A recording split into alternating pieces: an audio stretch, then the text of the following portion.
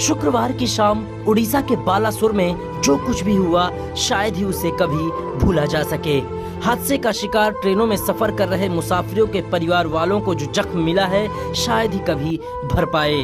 उड़ीसा के बालासुर में दो ट्रेनों के टकराने के बाद हुए हादसे में अब तक 288 लोगों की दर्दनाक मौत हो चुकी है, तो वहीं 1000 से अधिक लोग घायल हैं, जिनका उपचार अस्पताल में किया जा रहा है। रेल मंत्रालय के मुताबिक करीब 700 से अधिक लोगों को कंपनसेशन के साथ इलाज के बाद छुट्टी दे दी गई है और उनकी हालत स्थिर है, लेकिन 300 से अधिक लोग अभी भी अस्पतालों में भर्ती है, जिनका इलाज चल रहा है। हादसे को करीब 40 घंटे बीत चुके हैं। रेल मंत्रालय, उड़ीसा सरकार और केंद्र सरकार की तरफ से युद्ध स्तर पर राहत और बचाव कार्य जारी है और रेलवे लाइन को बहाल करने के लिए हर संभव प्रयास किए जा रहे हैं। बीते दिन प्रधानमंत्री नरेंद्र मोदी ने हादसे वाली जगह का दौरा किया और दुर्घटना का जायजा लिया और घायलों से मुलाकात कर उनका हालचाल जाना, दर्द बांटा और हर संभव मदद का भरोसा दिया। बालासुर में रेलवे ने राहत और बचाव कार्य का सबसे बड़ा अभियान चला रखा है। भारी भरकम मशीन के साथ करीब 1000 कर्मचारी दिन रात काम में लगे हुए हैं।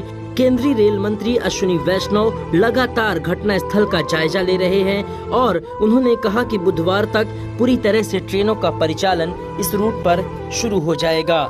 रेल मंत्री की तरफ से एक और बड़ी जानकारी दी गई है कि हादसे की वजह का पता लगा लिया गया है। उन्होंने कहा कि इलेक्ट्रॉनिक इंटरलॉकिंग में बदलाव के कारण यह रेल हादसा हुआ है। रेल मंत्रालय के मुताबिक ट्रैक को दुरुस्त करने के बाद ट्रायल रन की भी तैयारी कर ली गई है और जल्द ही एक मेमो स्पेशल ट्रेन चलाकर ट्रायल किया जाएगा। फिलहाल वहां पर कर्मचारियों द्वारा बिजली दुरुस्तीकरण का काम तेजी से चल रहा है। हादसे का शिकार हुई ट्रेन की बोगियों को रेलवे ट्रैक से हटा लिया गया है। रेल मंत्री ने हादसे के जिम्मेदार लोगों के खिलाफ सख्त कार्रवाई का भरोसा दिया है। उधर प्रधानमंत्री नरेंद्र मोदी ने भी पीड़ितों से मुलाकात के बाद भरोसा दिया है कि इस हादसे के जिम्मेदार लोगों को बिल्कुल बख्शा नहीं जाएगा और पीड़ितों को हर संभव मदद दी जाएगी। जिन लोगों ने अपना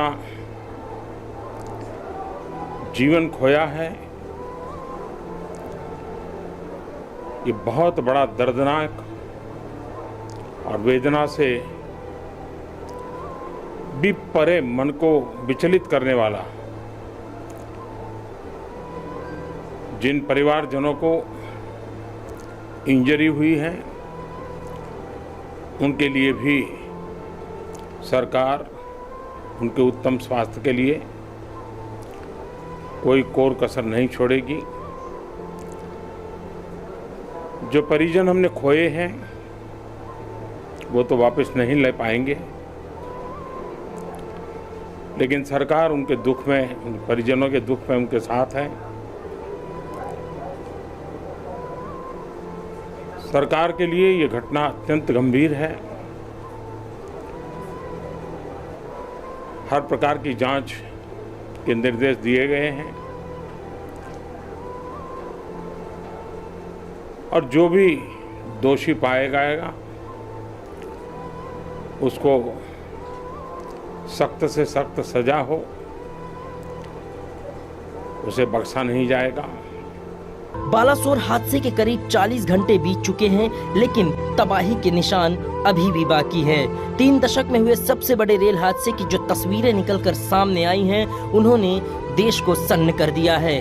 2 एक्सप्रेस ट्रेनों के अलावा मालगाड़ी की 24 बोगियां ऐसी थी जो मलबे के विशाल ढेर में तब्दील हो गई।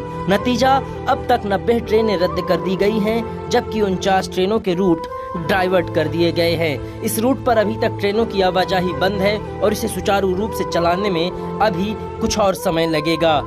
ट्रैक बहाली के साथ साथ घायलों की जिंदगी बचाने के लिए राहत बचाव कार्य की टीमें, डॉक्टर और स्थानीय लोग हर संभव प्रयास कर रहे हैं। ब्लड डोनेट करने की लंबी कतारें दिखी। राहत और बचाव कार्य में लगी एनडीआरएफ की टीमों को स्थानीय लोगों ने भरपूर सहयोग दिया। जिस तरह भी संभव हुआ घायलों को इलाज के लिए अस्पताल पहुंचाया। लेकिन इन सब के बीच कुछ ऐसी तस्वीरें भी निकलकर सामने आई हैं जिसे देखकर हर किसी के मन में दर्द, गुस्सा और सवाल है। रेल हादसे में मारे गए लोगों के शवों की जो दुर्गति हो रही है, उसे देखकर शायद आपका भी दिल दहल उठे।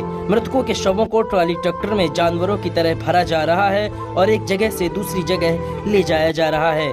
बहरहाल घायलों के उपचार से लेकर ट्रैक बहाली का काम तो तेजी से चल रहा है, लेकिन बालासुर में हुए हादसे के बाद दर्द का एक ऐसा दरिया बहा है जिसे शब्दों में बयां कर पाना काफी मुश्किल है। जिन लोगों ने अपनों को खोया है उनकी आंखें आंसुओं के समंदर में डूबी हुई है और सवाल पूछ रही है शासन से, प्रशासन से, सरकारों से कि आखिर उनका क्या कसूर था।